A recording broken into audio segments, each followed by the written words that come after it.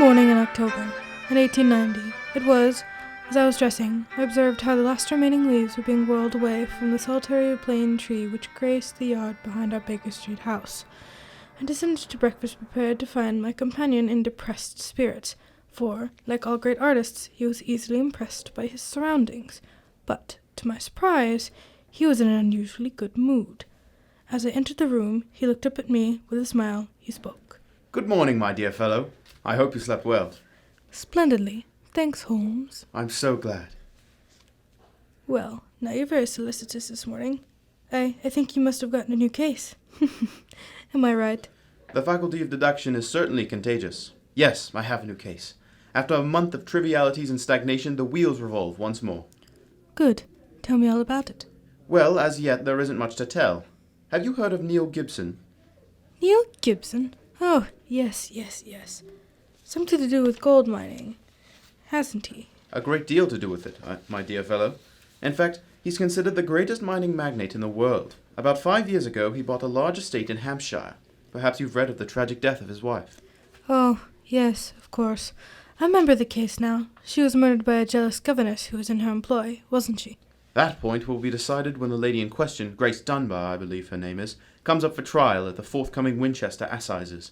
In any case, it's hard to see what I can do for my client at this late date. "Your client?" Oh yes, I forgot I hadn't told you.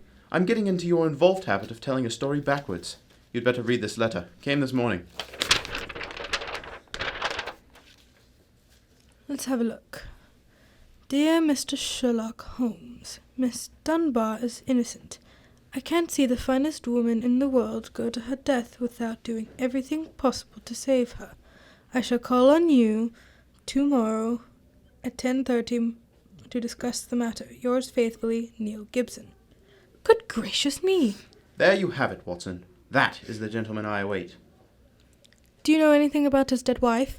Only what I've been reading in the papers. Apparently she was past her prime, which was the more unfortunate as this Miss Dunbar, who superintended the education of the 2 young children, is reputed to be a very attractive young lady.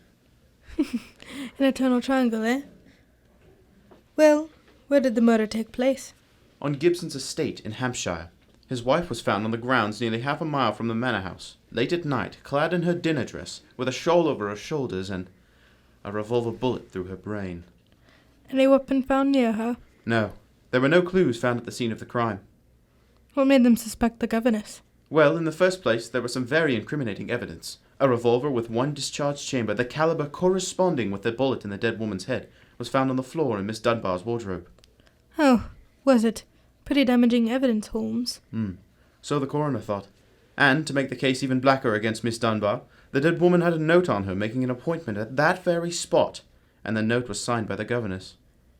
It seems obvious that the girl's guilty, and the motive's clear. Mr. Gibson would be a great catch for a young girl. Love, fortune, power, all dependent on one life. Possibly, Watson, but circumstantial evidence can be very misleading at times.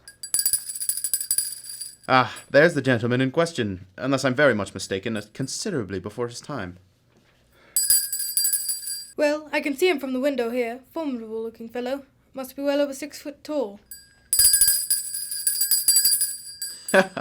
Judging by the way he's wrenching at that doorbell, he's a man with a violent temper. Mrs. Hudson's opening the door for him now. Meet him on the stairs, will you, old chap? It'll save Mrs. Hudson a journey. Right you are, Holmes. Up here, sir. Are you Mr. Sherlock Holmes? No, indeed. I'm his colleague, Dr. Watson. Come along in, won't you? Mr. Neil Gibson, I presume? That's right, so you're the great Sherlock Holmes, huh? The adjective is your own, Mr. Gibson. Sit down, won't you? By the way, you may speak quite freely in front of Dr. Watson. Well, I might as well begin by telling you that money means nothing to me in this case. You can burn it if it's any use to you in light and the truth. Mrs. Dunbar is innocent, it's up to you to prove it. Just name your fee. Mr. Gibson, my professional charges are on a fixed scale. I don't vary them, except when I omit them altogether. Very well. I imagine that you read the newspaper reports of the coroner's inquest. Yes, very thoroughly. I don't see that I can add anything that'll help you, but if there are any questions you'd like to ask, I'll answer them. Well, thank you. First, what were the exact relations between you and Miss Dunbar? I suppose you're within your rights in asking such a question, Mr. Holmes. We will agree to suppose so, shall we? Then I can assure you that my relations with Miss Dunbar were always those of an employer towards a young lady whom he never conversed with or ever saw except in the company of his children. Oh, I'm rather a busy man, Mr. Gibson, and I've no time or taste for aimless conversation. What the devil do you mean by this, Mr. Holmes? My dear sir, the case is difficult enough without your giving me false information. Meaning that I lie, sir? I was trying to express it as delicately as possible, but if you insist on the word, I won't contradict you. Why, you confounded... Don't be noisy, Mr. Gibson. Please don't be noisy. I find that after breakfast, even the smallest argument is unsettling. I suggest that a stroll in the morning air and a little quiet thought will be greatly to your advantage. I suppose I can't make you take the case, but you've done yourself no good this morning, Mr. Holmes. I've broken stronger men than you. No man has ever crossed me and was the better for it.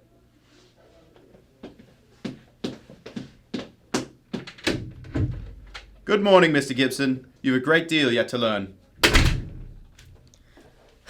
Upon my soul, Holmes, you were unusually severe with him. I dislike liars, Watson, and I cannot tolerate arrogance, particularly when it's coupled with great wealth. How do you know about his relations with the governess? I didn't. It was pure bluff. Bluff! Well, it certainly worked. Think he'll come back? Oh, of course he will. He needs my help too badly. He'll probably change his mind before he's halfway down the stairs. Come in. Ah, Mr. Gibson. Just saying to Dr. Watson that I was certain you'd be back. I've been thinking it over, Mr. Holmes, and I feel that perhaps I was hasty in taking your remarks amiss. Just the same, I can't assure you that my relations between Miss Dunbar and me really don't affect this case. Surely that is for me to decide, Mr. Gibson. You see, Mr. Gibson, my friend is like a doctor. He wants every symptom before he can give his diagnosis. Fire away, Mr. Holmes. What is it you want to know? The truth. I can give it to you in very few words. To begin with, I met my wife when I was gold mining in Brazil. Your wife was Brazilian by birth, wasn't she, sir? Yes, doctor, and very beautiful. Well, to make a long story short, I fell in love and married her and brought her to England. After a few years, I realized that we had nothing, absolutely nothing in common. And then, I suppose, this young governess, Miss Dunbar, arrived on the scene. That's right, said Mr. Holmes. Well, the story should be obvious to you from there. You fell in love with this girl, I suppose, sir. Who could help it? Did you suggest marriage to her? Yes, though I knew my wife would never divorce me. I see. Then you made an utterly insincere proposition to her. Now look here, Mr. Holmes, I came to you on a question of evidence, not of morals. I'm not asking for your criticism. It's only the young lady's sake that forces me to open your case at all. Now, tell me, sir, what is your own opinion as to Miss Dunbar's guilt? It's very black against her. I can't deny that. One explanation of the tragedy did come to my head, Mr. Holmes. I give it to you for what it's worth. Pray continue, Mr. Gibson. My wife was bitterly jealous. She was half crazy with hatred. She might have planned to murder Miss Dunbar, or we'll say to threaten the girl with a revolver instead of frighten her into leaving us. There might have been a struggle in which the gun exploded and gone off and shot my wife who was holding it. Well, that possibility has already occurred to me. It's the only obvious alternative to deliberate murder. The revolver, Holmes. It was found on the floor of the governess's wardrobe. Mr. Gibson, I should like to examine your house and the scene of the murder as soon as possible. Certainly, Mr. Holmes.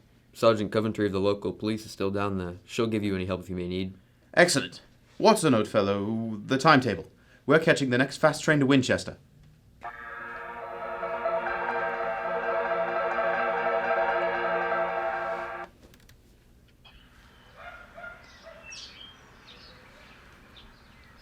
So if I have to have someone else on this case, I'd rather have you, Mr. Holmes. The yard gets called in, then we local police lose all credit for the success. Generally gets blamed for the failures. Now I've heard that you play straight. I need not appear in the matter at all, Sergeant Coventry. If I can clear it up, I don't even ask to have my name mentioned. Well, that's handsome of you, I'm sure now. I know your friend, Dr. Watson, can be trusted too. Don't worry, my dear fellow. We won't steal any of your thunder. Oh, that's nice and friendly of you, Doctor. Well, come on. I'll walk you down to the bridge. That's where we found Miss Gibson's body. It's not too far from the house here. Well, I must say, Mr. Gibson has a beautiful estate. Must be 60 or 70 acres. Oh, nearly twice that, Doctor. The woods back at the house there belong to him, too. Mr. Holmes? Yes, Sergeant. There's a question I'd like to ask you. A question I wouldn't ask anyone else. Then please ask it. Don't you think there might be a case against Mr. Gibson himself, sir? I've been considering that possibility. That there Miss Dunbar is a little bit all right. If you ask me, he wanted his wife out of the way, and the pistol she was shot with was his pistol, you know. Oh? Was that fact proven? Yes, Doctor, it was one of a pair that he had. One of a pair. Where's the other? Well, Mr. Gibson has a lot of firearms. We never quite matched the particular pistol, but the box was made for two. Well, if it was one of a pair, surely you'd be able to match it. Well, we have them all laid out at the house if you want to take a look 'em over. We'll do that later. Ah, this, I presume, is Thor Bridge. That's right, sir. Found Miss Gibson's body lying right over here at the approach to the bridge. I see. I gathered from the newspaper reports that the shot was fired at very close quarters. Yes, sir. Very close. Near the right temple, wasn't it? Just behind it, sir. How did the body lie, Sergeant? Oh, on its back, Doctor. No trace of a struggle, no marks, no weapon. The note from Miss Dunbar was clutched in her left hand. Clutched, you say? Yes, sir. We could hardly open the fingers to get at it. Ah, that's of greatest importance. It excludes the idea that anyone could have placed the note there after death in order to furnish a false clue. What did the note say, Sergeant? Little enough, Doctor. It just said, I will be at Thor Bridge at 9 o'clock, and it was signed Grace Dunbar. Did Miss Dunbar admit writing it? Oh, yes, sir. What was her explanation? She wouldn't say nothing. She said she was saving her defense for the trial. Yes, it seems odd that Mrs. Gibson was still clutching that note.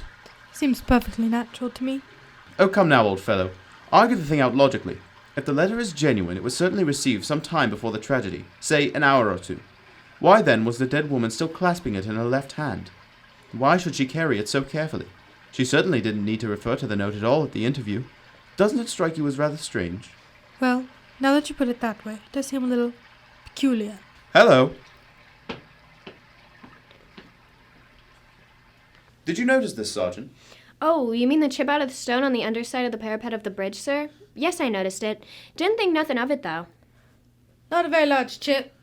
Yes, but it's been done recently. Notice how the stonework is white just here. It took some violence to do that. Hand me your cane, Watson, will you? Here you are. Thank you. Yes, it was a hard knock. And in a curious place, too. But it's 15 feet from where we found the body, Mr. Holmes.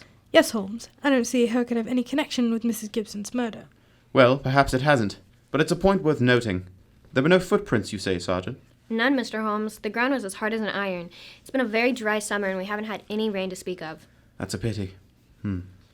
Well, Sergeant, I'm much obliged to you, and now I think we'll go back to the house. Right. Isabella will show you where the firearms are, sir. Oh, who is Isabella? Oh, a funny kind of bloke. Brazilian, I guess. Brazilian, eh? Like Mrs. Gibson?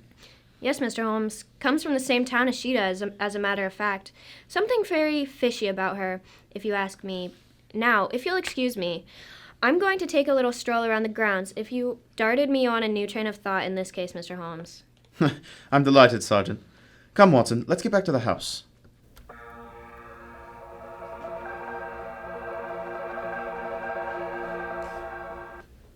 I see. And these are all the firearms in Mr. Gibson's possession, eh, Isabella? Except for the revolver that is missing from the case. I've never seen such a collection of guns and revolvers in my life.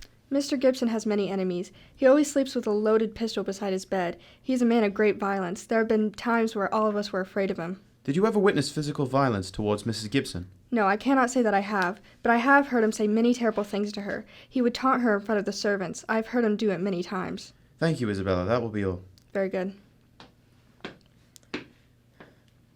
You know, Holmes, I still think that the case against Miss Dunbar looks very black. I should agree with you. If it were not for one fact, the finding of the revolver in her wardrobe. Upon my soul, Holmes, that seems to me the strongest evidence of all. I think not, old chap. Huh? We must look for consistency. Where there is a want of it, we must suspect deception.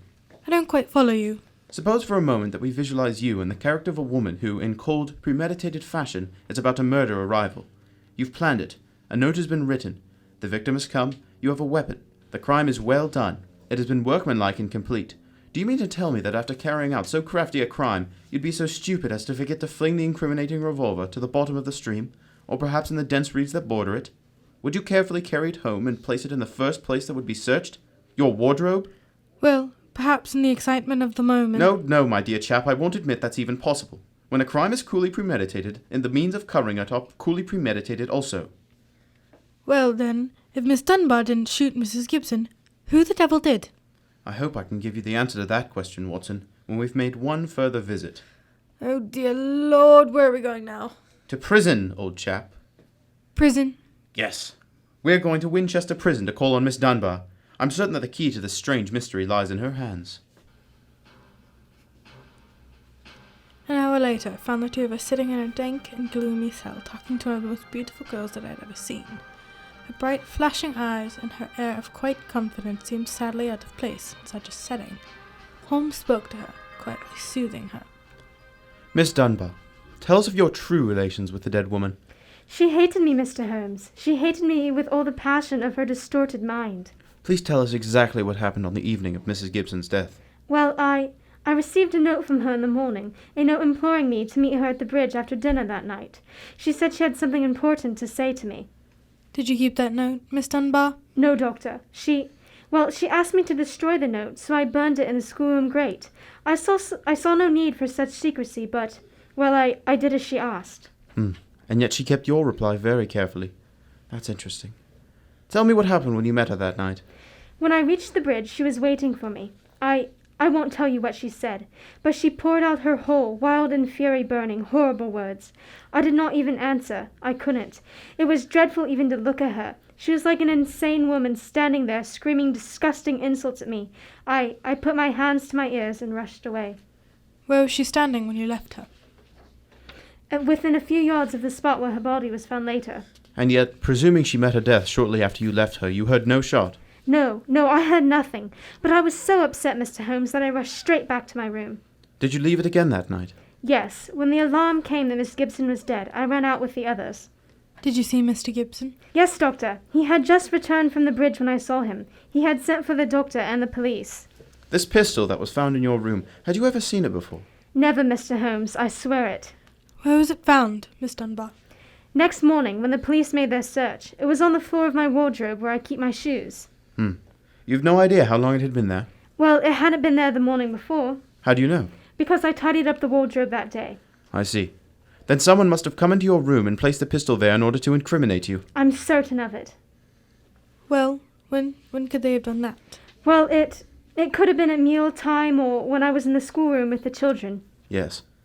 Miss Dunbar, on examining the scene of Mrs. Gibson's death, I noticed that a piece of stonework on the underside of the parapet of the bridge had been broken away. Can you suggest any possible explanation for that? Oh, surely it must be a mere coincidence, Mr. Holmes. Possibly. But why should it appear at that very time of the tragedy, and at that very place? Could it possibly be that... Why, yes, of course! Idiot! Why didn't I think of it before? Come along, Watson. Where are we going, Holmes? Back to Thor Bridge, old fellow, as fast as we can get there. What have you found out, Mr. Holmes? The answer to this mystery, I hope, my dear young lady. You will get news before the day is out, and meanwhile take my assurance that the clouds are lifting and that the light of truth is breaking through.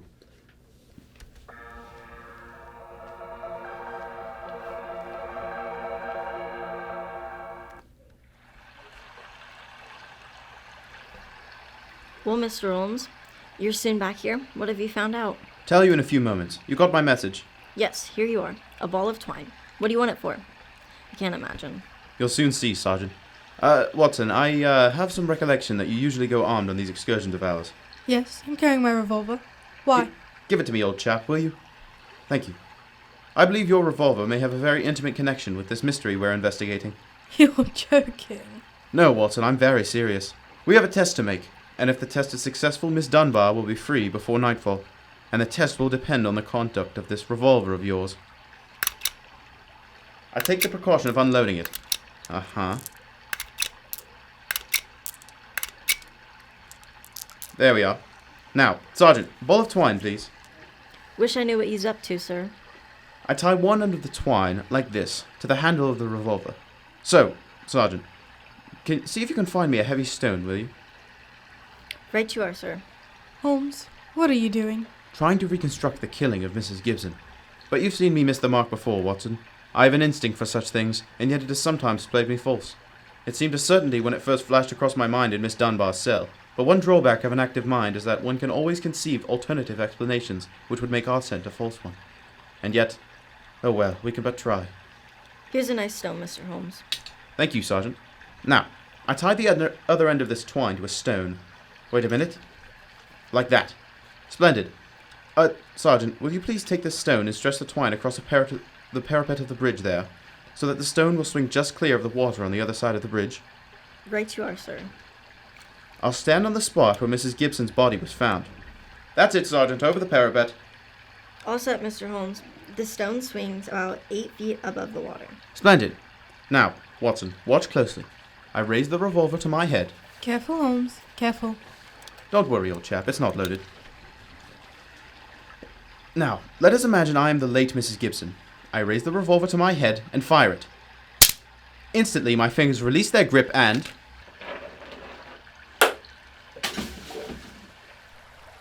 There's your answer, Watson.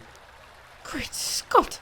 The revolver flashed back out of your hand, struck the parapet of the bridge, and in the weight of the stone flipped it over into the water. Was there ever a more exact demonstration? Come on, old fellow.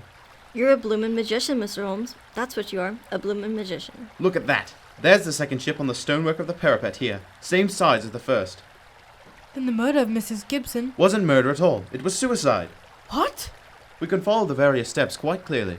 A note was extracted very cleverly from Miss Dunbar, a note which made it appear that she had chosen the scene of the crime. Mrs. Gibson, in her anxiety that the note should be discovered, somewhat overdid it by holding it in her hand to the last. That alone should have excited my suspicions earlier than it did. Then she stole one of her husband's revolvers. And planted the other one in Miss Dunbar's wardrobe. Exactly. After discharging one of the cartridges, which she could easily do in the woods without attracting suspicion, she then went down to the bridge where she contrived this exceedingly ingenious method of getting rid of her weapon. When Miss Dunbar appeared, she used her last breath in pouring out her hatred, and then, when the girl had left, carried out her terrible purpose. Then the missing revolver? You'll find it with the aid of a grappling hook at the bottom of this stream, and also the stone and the string, with which this vindictive woman attempted to disguise her own crime and fasten a charge of murder on an innocent victim. Yes. Sergeant, and don't forget, while you're at it, that my revolver's down there too. Oh, don't worry, Doctor. I'll get some grappling hooks right away. I must say, Holmes, you've solved this case brilliantly. Quite brilliantly. Ah, I disagree, old chap. And I fear that you will not improve my reputation by adding the case of the Thor Bridge mystery to your annals. Oh, nonsense. That's ridiculous. Oh no, it isn't, old boy. I've been sluggish in my mind, and wanting in that mixture of imagination and reality which is the very basis of my art. I confess that the chip in the stonework was a sufficient clue to suggest the true solution, and I blame myself for not having attained it sooner. Well, Holmes, personally, I agree with the sergeant's opinion of you. Oh? And what was that, old fellow?